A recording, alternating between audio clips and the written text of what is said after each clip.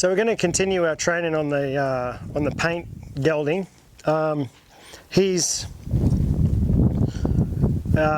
had, obviously came with some problems and didn't really show up too much yesterday. Did a little bit, but I'm not too overly worried about this horse. I think he's going to end up being all right. I know he apparently had a kicking problem. He was a little spooky.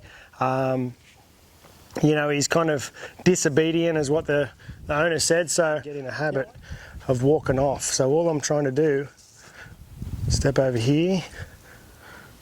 So he's totally ignoring me. There's stuff going on over here behind us.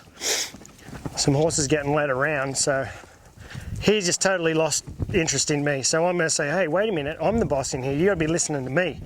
So I'm going to say, okay, if you've got enough energy and you think enough of me, let's just go back to work, because you're obviously got way too much energy to be worrying about having a rest and just things rubbing all over him. And like I said, he was a little worried about it, so it kind of, while he's trotting around at a bit faster speed, it's all over him.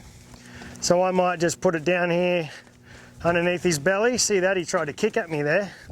So now we found the kicking problem. Make sure I keep keep him at arm's distance. But right now, so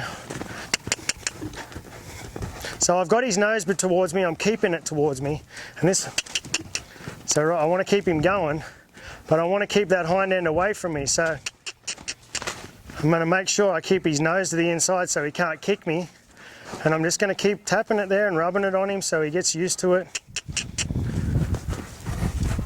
He's not good with this, but he's not kicking at it right now, so he's a little better than he was. So I'm just going to keep rubbing him with it on the belly until he shows me a sign that he might be relaxing, which is kind of a little better now. He's not as worried about it. So I'll go back up there to the back and just rub him with it again. Ask him to disengage and get away and say, there you go, that was a good boy. That was a lot better. So licked his lips there. Asked him to go back this way. Same thing. Oh, he just kicked at me just there. So he didn't kick at me, he kicked at the flag.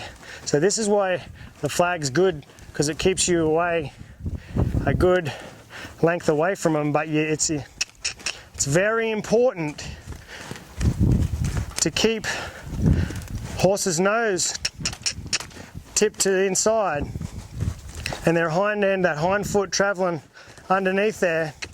See right there, he got very defensive over it and acted like, he was wanting to kick at this. So here's a horse that's got a kicking problem and he hasn't showed it up yet until this. See right there, he tried to pull his head away from me. Okay, keep going. And I just kept him going forward. But I want to hold this flag out and I'm going to rub it on his back. But remember, keep his nose tipped to the inside and his hind end has got to be away from you. Then I'm just going to move this down here and I'm going to rub it, hold it underneath his belly. So right there.